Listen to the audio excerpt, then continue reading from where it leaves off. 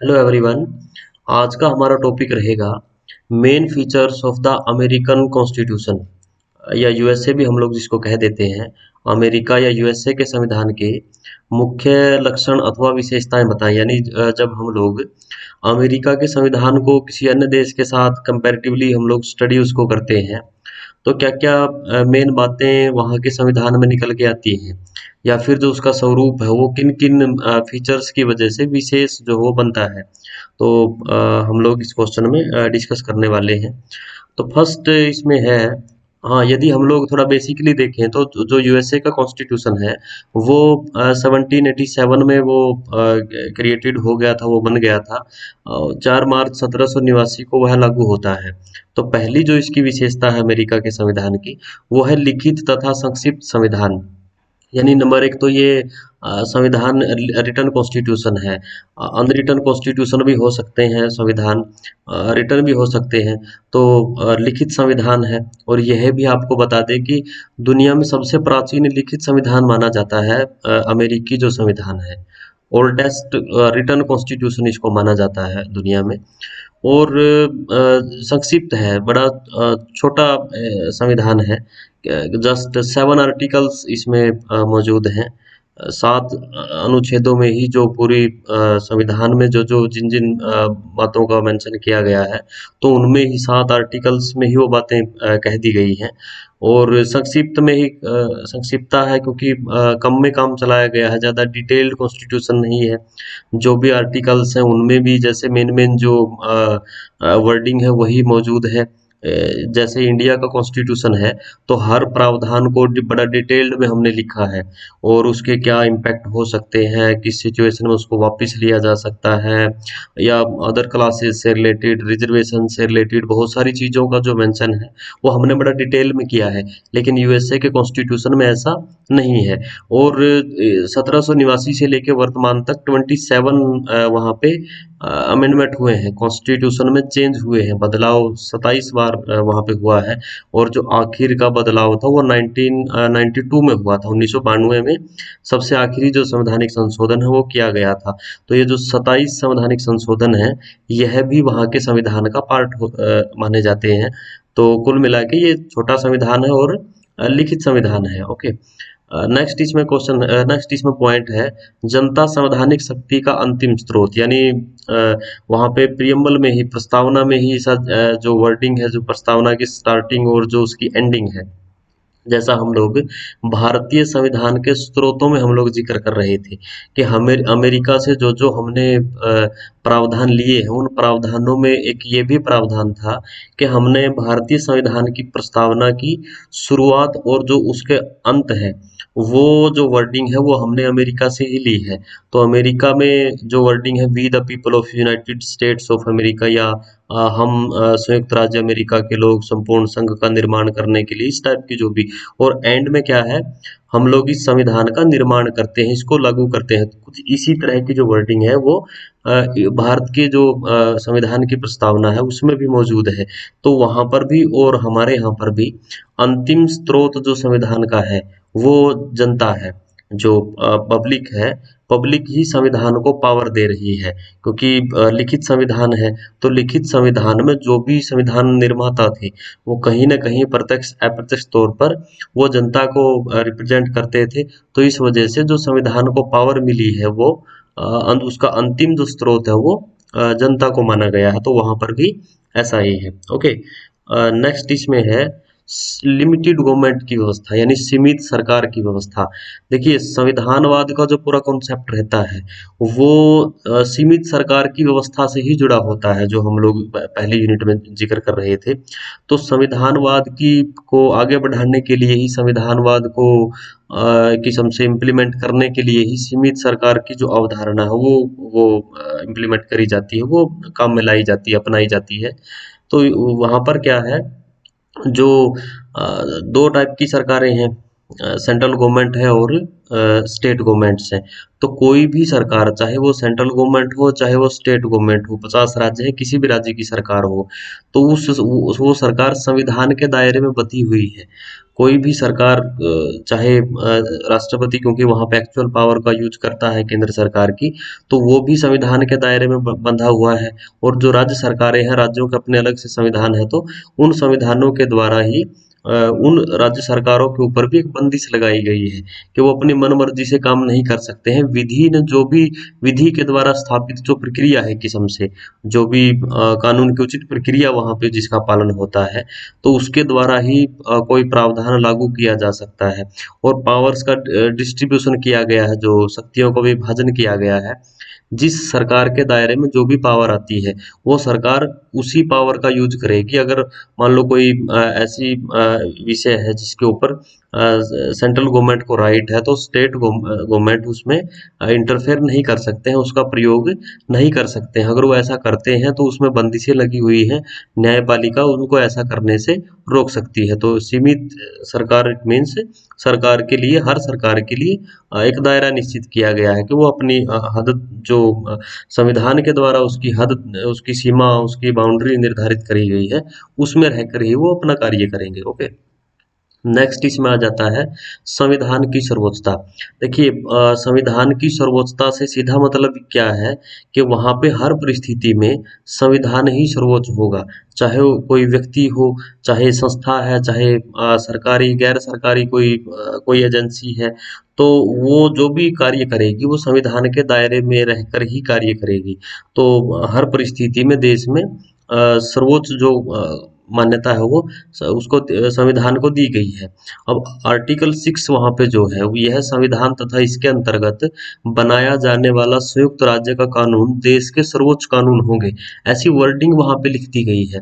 India के और USA के बीच में एक मेन जो डिफरेंस है संविधान की सर्वोच्चता के संबंध में, वो यही है कि हमारे यहाँ पर ऐसा क्लियरली कहीं पे लिखा नहीं गया है, लेकिन अमेरिका के संविधान में ये मेंशन कर दिया गया है। वहाँ का जो आर्टिकल नंबर 6 है, उसमें क्लियरली यह कह दिया गया है कि संविधान की सर्वोच्चता रहेगी हर परिस्थिति में। ओके, और सर्वोच्च जो कानून, यानी एक किस्म से रूल ऑफ लॉ की एस्टेब्लिशमेंट उन्होंने कर दी है। नेक्स्ट इसमें पॉइंट हो जाता है रिजिड कॉन्स्टिट्यूशन, यानी यदि अमेरिका के संविधान में संशोधन यदि करना है तो उसका एक कठोर तरीका है। भारत के संविधान में भी संशोधन करने का जो कठोरतम तरीका है, वो हमने अमेरिका से ही लिया है। और हमारे अमेरिका में तो हमसे भी ज़्यादा वो एक किस्म से वो रिजिड हो रहा है, उसमें कठोरता पाई जाती है। अगर दोनों सदन अलग अलग से 2/3 बहुमत से प्रस्ताव पास करते हैं, दो सदन वहाँ पे, वहाँ के संविधान में अगर संशोधन करना है तो संसद के जो दो सदन है, पहला सदन house of representative, second house वहाँ का है सीनेट, तो ये दोनों सदन अलग अलग 2/3 बहुमत से प्रस्ताव पास करेंगे, संवैधानिक संशोधन बिल को पास करेंगे। उसके बाद कम से कम 3/4 राज्यों के विधानमंडल, 50 राज्य हैं वहाँ पे, तो 3/4 राज्यों के जो विधानमंडल हैं वो उसको स्वीकृति देंगे, तब संविधान में संशोधन हो सकता है, जो बड़ा कठोर माना जाता है। और इसी वजह से आप वहाँ के यदि लागू होने से लेके वर्तमान तक के दौर को यदि हम लोग देखें संवैधानिक संशोधन के विषय में, तो केवल 27 संवैधानिक संशोधन हुए हैं। 1789 में उनका कॉन्स्टिट्यूशन लागू हो गया था। हमारा कॉन्स्टिट्यूशन 1950 को लागू हो गया था। हम लोग 104 2021 तक, अभी वर्तमान में मई 2021 तक हम लोग 104 संवैधानिक संशोधन कर चुके हैं, और वो केवल 27 संवैधानिक संशोधन कर पाए हैं। तो इट मीन्स बड़ा कठोरतम तरीका वहाँ पे अपनाया जाता है। ओके, नेक्स्ट है संघात्मक शासन प्रणाली। देखिए, केंद्र और राज्यों के आपसी संबंधों के आधार पर या शक्तियों के विभाजन के आधार पर, शक्तियों के बंटवारे के आधार पर दो प्रकार की शासन प्रणालियां पाई जाती हैं। जहाँ पे शक्तियों का बंटवारा होता है, वहाँ उसको हम लोग कहेंगे, जहाँ शक्तियों का विकेंद्रीकरण होता है, बंटवारा होता है, उसको हम लोग कहेंगे संघात्मक शासन प्रणाली। जहाँ पे सारी की सारी पावर एक ही सरकार के पास होती है, उसको हम लोग कहेंगे एकात्मक शासन प्रणाली। तो अमेरिका में क्योंकि 50 राज्य है, केंद्र सरकार है, तो हर राज्य की अपनी भी सरकारें हैं, क्योंकि जो विषय है उनका बंटवारा कर दिया गया है। जो पहला अनुच्छेद है संविधान का, जो लेजिस्लेटिव पावर्स हैं, तो उसमें उनका बंटवारा कर दिया गया है। और जो राज्य सरकारें हैं, तो राज्य सरकारों के अलग से विषय निर्धारित कर दिए गए हैं, उस पे वो लोग कानून बना सकते हैं। ठीक है, केंद्र सरकार के लिए अलग से आर्टिकल्स मेंशन कर दिए गए हैं। और जो बची हुई पावर, एक वहाँ पे एक्सेप्शनल केस वहाँ पे है, जो बची हुई पावर है वो राज्य सरकारों को दी गई है। जो हमारे यहाँ पे सॉरी एक्सेप्शनल केस इंडिया के रिगार्डिंग है, जहाँ पर भी संघात्मक व्यवस्थाएं हैं वहाँ पे जो ये राज्यों को ही दी जाती हैं, जो बची हुई पावर है, जो अवशिष्ट शक्तियां होती हैं। लेकिन भारत में क्या है, वो केंद्र सरकार को दी गई है। तो अमेरिका में क्योंकि वो राज्यों को ही हैंड ओवर करी गई है। ओके, तो संघात्मक शासन प्रणाली वहाँ पे अब शक्तियों को बांटा गया है, एक ही जगह पे सारी शक्तियां केंद्रित नहीं है। नेक्स्ट इसमें आ जाता है अध्यक्षात्मक शासन प्रणाली। विधान पालिका और कार्यपालिका के आपसी संबंधों के आधार पर दो प्रकार की शासन प्रणालियां पाई जाती हैं, जहां पर कार्यपालिका विधान पालिका के प्रति उत्तरदायी होती है। जहाँ पर कार्यपालिका विधान पालिका के प्रति उत्तरदायी होती है, दोनों में अच्छे संबंध होते हैं, तो उस शासन प्रणाली को कहा जाता है संसदीय शासन प्रणाली। और जहाँ पे इसके विपरीत स्थिति होती है, ना तो दोनों के बीच में ज्यादा संबंध होते हैं और ना ही कार्यपालिका विधान पालिका के प्रति उत्तरदायी होती है, तो उसको कहते हैं प्रेसिडेंशियल फॉर्म ऑफ गवर्नमेंट। अध्यक्षात्मक शासन प्रणाली जो अमेरिका में पाई जाती है, संसदीय शासन प्रणाली भारत और ब्रिटेन जैसे देशों में पाई जाती है। तो वहाँ पे क्या है, ना तो कार्यपालिका का निर्माण विधान पालिका से होता है और ना ही उसके प्रति वो उत्तरदायी होती है, ना ही अपदस्थ कर सकती है विधान पालिका, अविश्वास प्रस्ताव के द्वारा हटा सकती है। राष्ट्रपति वहाँ पे कार्यपालिका का काम कर रहा है, तो राष्ट्रपति का जो कार्यकाल है वो निश्चित होता है, 4 साल का कार्यकाल होता है। 4 साल से पहले संसद यानी विधान पालिका उसको अपने पद से नहीं हटा सकती है। Rarest of the rare cases में ही उसको हटाया जा सकता है, जब वो संविधान का किसी बड़े स्तर पर उल्लंघन कर रहा हो। तो महाभियोग इम्पीचमेंट जो प्रोसेस है वो उस दौरान उसके अगेंस्ट पारित करवाया जा सकता है, बट वो जैसा मैं कह रहा हूँ आपको बड़ा रेयर जो है वो कंडीशन होती है। तो इसके अलावा और ना ही वो विधानमंडल के प्रति किसी तरह की कोई उसकी जवाबदेही होती है। ओके, नेक्स्ट पॉइंट है गणतंत्रीय प्रणाली, रिपब्लिकन सिस्टम है, यानी जो हेड ऑफ द स्टेट होगा उसका जो पद है वो पैतृक नहीं होता, उसका इलेक्शन होता है, या तो डायरेक्टली पब्लिक उसको चुनती है या फिर अप्रत्यक्ष रूप से उसका इलेक्शन होता है।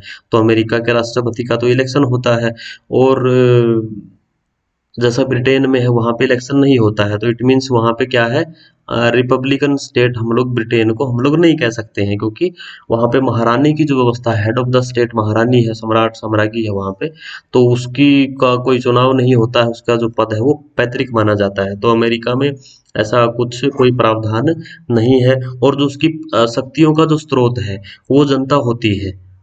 जो हेड ऑफ द स्टेट की जो पावर है उसकी शक्तियों का जो स्रोत है अंतिम स्तर पर वो जनता होती है, क्योंकि अमेरिका के राष्ट्रपति को संविधान जो वो पावर दे रहा है, और संविधान की शक्तियों का जो स्रोत है वो जनता है। तो इट मीन्स यहाँ पे रिपब्लिकन सिस्टम है। ओके, नेक्स्ट है नागरिकों के अधिकारों की व्यवस्था, यानी जो सिविल राइट्स हैं। तो सिविल राइट्स के लिए जो पहले 10 जो संवैधानिक संशोधन हुए हैं, 27 संवैधानिक टोटल वहाँ पे हुए हैं, जो पहले 10 संवैधानिक संशोधन हुए हैं, उन 10 संवैधानिक संशोधनों के द्वारा अमेरिका में नागरिकों को सिविल राइट्स जो हो, बहुत सारे राइट्स यानी नागरिक जो अधिकार है वो प्रदान कर दिए गए हैं सरकार की तरफ से जनता के लिए। कुछ विशेष जो वो प्रावधान उनके फायदे के लिए, उनके कल्याण के लिए निर्धारित किए गए हैं, जैसे उनको धार्मिक स्वतंत्रता है, किसी भी धर्म को वो मान सकते हैं। भाषण देने, विचार प्रकट करने की जो एक्सप्रेशन है, फ्रीडम है जो स्पीच की, वो जो है उनको वो लिख के बोल के जो भी कोई मान लो कोई कार्टून बना सकता है, कोई मूवी बनाना चाहते हैं, जो भी जैसे अपने विचार अभिव्यक्ति की स्वतंत्रता उनको दी गई है। ये प्रेस की स्वतंत्रता दी गई है, शांतिपूर्ण ढंग से एकत्रित होने की स्वतंत्रता उनके पास है, शस्त्र रखने का अधिकार है, गन रखने का, इट मीन्स जो आर्म्स राइट है वहाँ पे। हालांकि वो वर्तमान में उनके लिए एक चैलेंज भी बनता जा रहा है, यूएसए की जो सोसाइटी है, एक सोशल प्रॉब्लम उनकी बहुत बड़ी हो गई है ये। बट क्योंकि ये व्यवस्था जो हो वो संवैधानिक तौर पर करी गई है, उसके लिए मना नहीं कर सकती सरकार। व्यक्तिगत संपत्ति का, प्राइवेट प्रॉपर्टी का राइट है, ठीक है। व्यक्तिगत स्वतंत्रता का अधिकार है, जो सबसे बड़ा अधिकार माना जाता है यूएसए जैसे, या जो भी जैसे इस टाइप के जो डेवलप्ड कंट्री है, तो वहाँ पे जो फ्रीडम है उसको बहुत एक किस्म से बड़े स्तर पर उसको उसका जो उसकी जो सेंस है वो मानी जाती है। और हर प्रकार का जो एक बंदिश है, जो प्रतिबंध है, बैन है, सरकार लगाने की कोशिश करती है, तो उसको स्वतंत्रता के खिलाफ जो वो नागरिक बताते हैं, तो उसको एक बड़े स्तर पर एक किस्म से व्यापक अर्थ व्यक्तिगत स्वतंत्रता का वहाँ पे ऐसे देशों में लिया जाता है। जूरी के द्वारा अभियोगों की सुनवाई का अधिकार है। रुस्तम फिल्म अगर किसी ने आपने देखी हो, तो उसमें जो हो जूरी की व्यवस्था थी, बाद में जैसे जो भी सजा को डिक्लेयर के लिए, तो कुछ सोसाइटी से भी, सिविल सोसाइटी के जो भी मेंबर्स थे, तो सोसाइटी से जुड़े हुए लोगों को भी न्यायिक जो प्रक्रिया है उसका हिस्सा माना गया। और उनकी भी उनके अदा उनकी जो राय थी, उनका जो एक एनालिसिस था, उसके आधार पे ही फाइनल जो वो डिसीजन लिए जाते थे उस टाइम पे। भारत का क्योंकि उसमें सीन दिखाया गया है, तो वहाँ पे जूरी की व्यवस्था है वर्तमान में। तो जो भी जैसे बिल ऑफ राइट्स हैं, जो भी सिविल राइट्स हैं, तो उनको संवैधानिक संशोधनों के द्वारा जो है वो नागरिकों को बहुत सारे अधिकार वहाँ पे मुहैया करवाए गए हैं। ये भी एक विशेषता है। नेक्स्ट इसमें आ जाता है सेपरेशन ऑफ पावर्स। देखिए सरकार के 3 अंग होते हैं: विधान पालिका, कार्यपालिका, न्यायपालिका। अमेरिका में तीनों अंगों को अलग अलग पावर्स जो वो दी गई है, तीनों को अलग अलग संस्थाओं के हवाले किया गया है।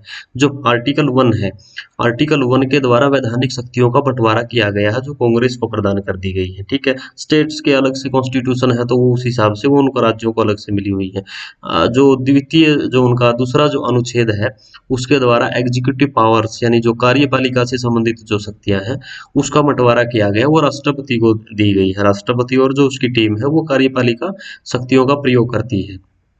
थर्ड जो आर्टिकल है, उसके द्वारा जो जुडिशियल पावर्स है, तो उस जुडिशियल पावर को बांटा गया है। तो उसमें जो सुप्रीम कोर्ट है सर्वोपरि है, तो उसको पावर मिली हुई है। और उसके नीचे जो भी जैसे अन्य जो भी फेडरल कोर्ट्स वगैरह जो भी हैं, तो उनको पावर्स दी गई है। तो इस हिसाब से तीनों शक्तियों को अलग अलग संस्थाओं को सौंपा गया है। वैधानिक शक्तियां संसद कांग्रेस कांग्रेस के पास हैं।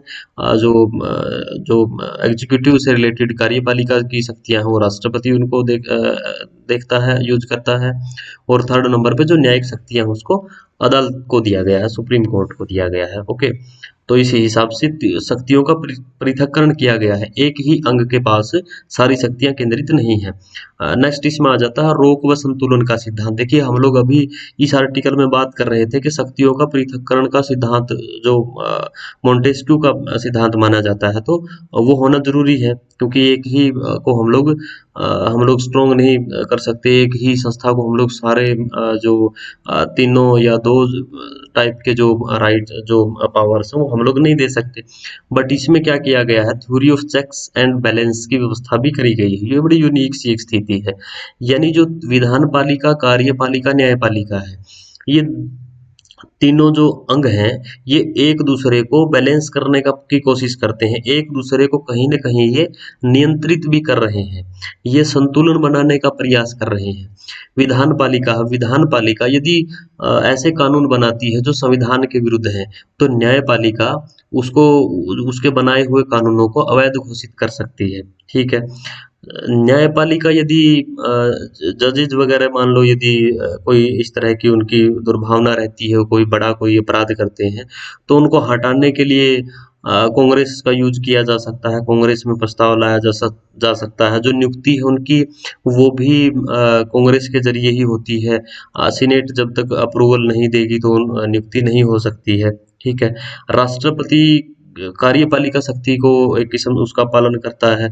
अगर वो कोई ऐसा कोई बड़ा अपराध करता है, तो संसद भी उसको रोक सकती है। ठीक है। और जो संधि समझौते वगैरह करने होते हैं, तो वो भी सीनेट से उसको मंजूर करवाने होते हैं, तब लागू होते हैं। तो इट मीन्स कहीं न कहीं जो ये तीनों जो अंग हैं, अगर वो गलत इससे बड़ा कोई अपराध करता है, तो न्यायपालिका भी उसको पद से हटा सकती है। जजों को लगाने में राष्ट्रपति की भी एक भूमिका रहती है। तो इट मीन्स जो तीनों जो अंग हैं वो एक दूसरे को किसी न किसी आधार पर वो एक एक बैलेंस, एक कहीं न कहीं एक बंदिश लगाने का भी कार्य कर रहे हैं, रेगुलेट करने का भी प्रयास कर रहे हैं और एक बैलेंस बनाने की स्थिति में है, ओके। और ये इस वजह से किया गया है ताकि एक जो अंग है कोई भी, वो ज़्यादा स्ट्रॉन्ग ना हो पाए। नेक्स्ट उसमें आ जाता है ड्यूअल सिटीजनशिप की व्यवस्था, दोहरी नागरिकता की व्यवस्था है। इसका वहाँ पे हिस्टोरिकल बेस है। हिस्टोरिकल बेस क्या है कि जब जिस टाइम पे अमेरिका के संघ का निर्माण हुआ था, तो वो 13 राज्यों ने मिलके किया था। अब जो 13 राज्यों के निवासी थे वो ऑलरेडी उन राज्यों के नागरिक थे, उनको नागरिकता राज्यों की मिली हुई थी। उसके बाद अमेरिका के संघ का निर्माण हो गया, तो उनकी जो अलग जो अस्तित्व और पहचान था, तो उसको वो तैयार नहीं हुए छोड़ने के लिए। तो दोहरी नागरिकता का जो ट्रेंड है, जो प्रचलन है, वहाँ पे चल पड़ा। तो उसके बाद उन 13 राज्यों के बाद वर्तमान तक अभी 50 राज्य वहाँ पे हो चुके हैं। तो जो 50 राज्य हैं, तो 13 के बाद जो भी राज्य बनता गया वहाँ पे राज्य की नागरिकता भी मिलती गई और देश की नागरिकता भी, अमेरिका की नागरिकता भी, जो नेशनल सिटीजनशिप है वो भी जो है वो अलग से मिलती गई। अब ये भी एक पॉइंट बनता है कि उनका बेनिफिट क्या है दोहरी नागरिकता का।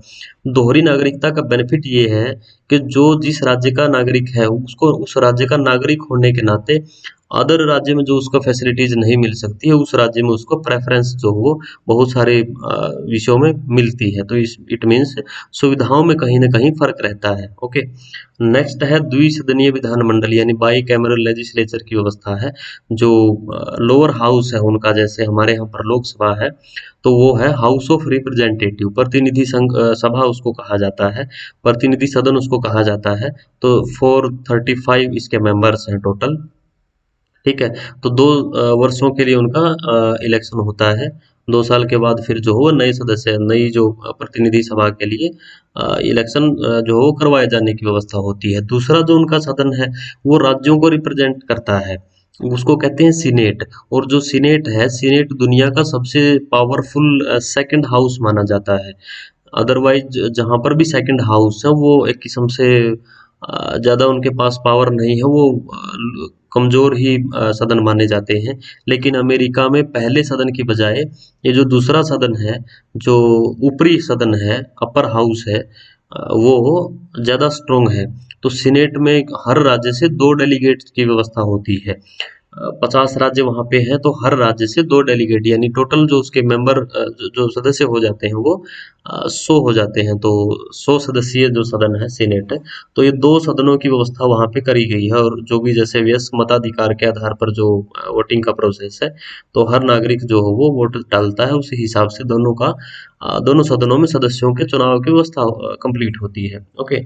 तो 2 सदनीय विधानमंडल की व्यवस्था है। नेक्स्ट है सीनेट, जैसा हम लोग बात कर रहे थे, अधिक शक्तिशाली है। और सीनेट अधिक शक्तिशाली इट मीन्स जो भी जैसे पावर का जो डिस्ट्रीब्यूशन वहाँ पे हुआ है, तो उस पावर के डिस्ट्रीब्यूशन में सीनेट को ज़्यादा पावर दे दी गई है। और वो वहाँ पे क्योंकि उन्होंने उनको उनके देश के हिसाब से जो भी जैसे उनको ठीक लगा, और इसमें क्योंकि राज्यों का रिप्रेजेंटेशन है, तो कोई बड़ा राज्य है, कैलिफोर्निया जैसा राज्य है, कोई छोटा राज्य है, तो हर राज्य को बराबरी उनके हिसाब से उन्होंने आंका है। और किसी भी राज्य के साथ कोई भेदभाव ना हो, उनसे संबंधित अगर कोई विषय उठता है, तो उसमें सीनेट को इसी हिसाब से उन्होंने ज़्यादा पावरफुल उन्होंने बना दिया। और फाइनेंशियल जो एक किस्म से इश्यूज हैं, उसमें सीनेट की जो पावर है वो बहुत ज़्यादा रहती है। वो कोई भी पूरे के पूरे बजट को भी वो चेंज कर सकती है। और राष्ट्रपति को जब भी जैसे वित्तीय कोई भी मनी बिल है, कोई बजट पास करवाना है, तो उसके लिए काफ़ी कड़ी मशक्कत जो हो वो उस टाइम पे उनको करनी पड़ती है, ओके। तो सीनेट को जो है वो बड़ी महत्वपूर्ण शक्तियाँ दी गई हैं।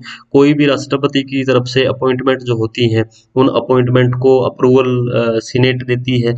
और सीनेटोरियल कोर्टसी का हम लोग जिक्र पहले के क्वेश्चंस में हम लोग कर चुके हैं कि जो भी राज्यों में यदि महत्वपूर्ण कोई नियुक्ति होती है, तो राज्यों में से जो सीनेट के मेंबर्स का इलेक्शन हो, जो डेलीगेट होते हैं, तो उन वो जो सीनेटर कहा जाता है उनको, जैसे हमारे यहाँ पर संसद के सदस्यों को सांसद कहा जाता है, तो जो सीनेटर हैं, सीनेट के जो मेंबर हैं, उनकी राय बड़ी इंपॉर्टेंट होती है। अगर जिस राज्य से वो आते हैं, उस राज्य में यदि कोई महत्वपूर्ण पद के ऊपर किसी पदाधिकारी की नियुक्ति होनी है, ओके, तो इस वजह से ज़्यादा पावरफुल है ये। संधियाँ, समझौते, जो भी महत्वपूर्ण जो कार्य होते हैं अमेरिका में, तो उसमें सीनेट को ज़्यादा रोल माना गया है। ओके। नेक्स्ट इसमें है राज्यों के अलग अलग संविधान, separate constitutions for the state. ये भारत में इस तरह की कोई व्यवस्था नहीं है। बेशक हमारे यहाँ पर संघात्मक शासन प्रणाली है, लेकिन अमेरिका में क्या है, अलग अलग संविधान है हर राज्य के। और जो गवर्नर है, गवर्नर एक्चुअल पावर का प्रयोग करते हैं। चीफ मिनिस्टर की कोई पोस्ट नहीं है अमेरिका में, क्योंकि प्राइम मिनिस्टर की भी कोई पोस्ट नहीं है। तो इस वजह से जो राज्यपाल है वहाँ, जो गवर्नर है, वो राज्यों को का जो पूरा शासन है, वास्तविक जो है वो शासक होते हैं। और जो भी परिस्थितियां होती हैं उस राज्य की, तो उसके अकॉर्डिंग ही जो वहाँ पे पावर्स का जो है वो उसमें मेंशन किया गया है। और दो चीज़ों को का कंपल्सन है, यानी किसी भी राज्य का संविधान है वो अलग तो होता ही है, बट उसमें दो चीज़ों का जिक्र होना बड़ा जरूरी है। नंबर एक तो प्रत्येक राज्य के संविधान, नंबर एक तो क्या है, उस राज्य का जो संविधान है वो अमेरिका के संविधान का उल्लंघन ना करता हो। क्योंकि जो नेशनल कॉन्स्टिट्यूशन उनका है, जो यूएसए का कॉन्स्टिट्यूशन है, उसकी अगर कोई जो 7 आर्टिकल हैं, जो 27 संवैधानिक संशोधन है, उसमें जिन जिन बातों का जिक्र किया गया है, उसके अगेंस्ट किसी भी स्टेट का कॉन्स्टिट्यूशन, उसका कोई भी धारा उसकी नहीं होनी चाहिए। और दूसरा है कि प्रत्येक राज्य का संविधान गणतंत्रीय स्वरूप का हो, यानी वहाँ पे जो गणतंत्री व्यवस्था है राज्यों में भी अलग से होनी चाहिए। इट मीन्स गवर्नर है, जो गवर्नर का इलेक्शन होना चाहिए। गवर्नर की जो पोस्ट है वो पैतृक आधार पे क्रिएट नहीं की जा सकती है। तो रिपब्लिक सिस्टम होना चाहिए, और अंतिम स्रोत जो हो उसकी राज्यों के संविधान की भी जनता ही होनी चाहिए। तो ये जो कुछ एक विशेषताएं अमेरिका के संविधान की हम लोग डिस्कस कर रहे थे। Okay, thank you.